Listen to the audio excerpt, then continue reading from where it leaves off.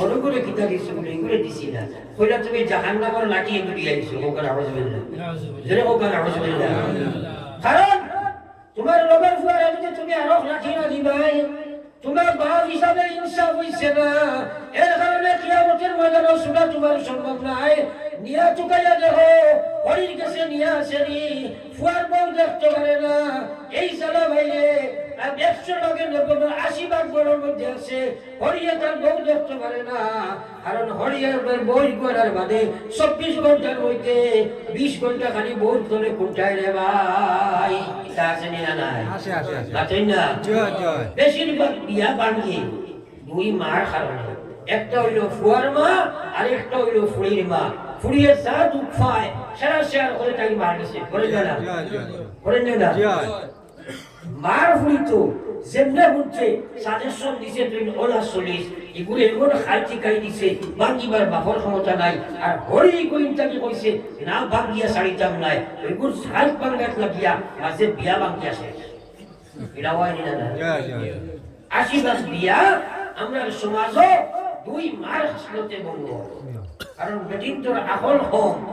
বুঝে না যে এই মেয়ে ঘুরে তার বাসে 17-18 বছর খাওয়াইয়া ফালিয়া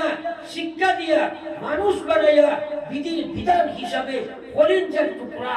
তোমার হাতে দিলাইছে আল্লাহু আকবার নিরাস্ত্র একটা মহিলা তোমার বাড়ি যাইছে সারার গোলামি করত জামাই গোলামি করত হরহরের গোলামি করত দেওয়ার গোলামি করত গরু বাছুর গোলামি করত বাড়ির সব কিছু করত বান্দি হাজাইতো এরপরেও জুলুম পাইতো ওটার নাম বিহানি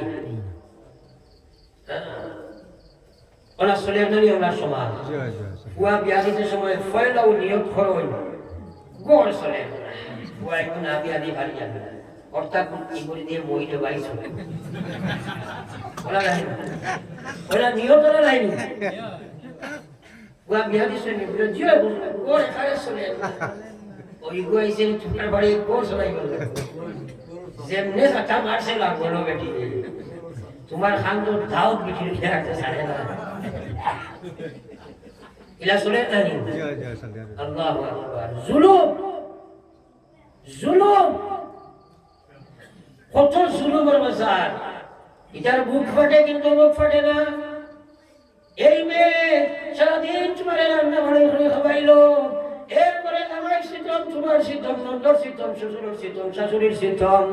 রায় দিয়া সময় ঘুমায় শকর বাড়ির বালিশ ভিজিয়া যায় কান্দে আর হয় হায় রে হায় আজ মেয়ে জাতি লইয়া জন্ম লইলাম আমার আব্বাই অত কষ্ট করিয়া লাখ লাখ টাকা খরচ করিয়া আজ বিয়া দিলাম শাশুড়িও সাথে স্বামীও সাথে সেরা সাথে ওগো আল্লাহ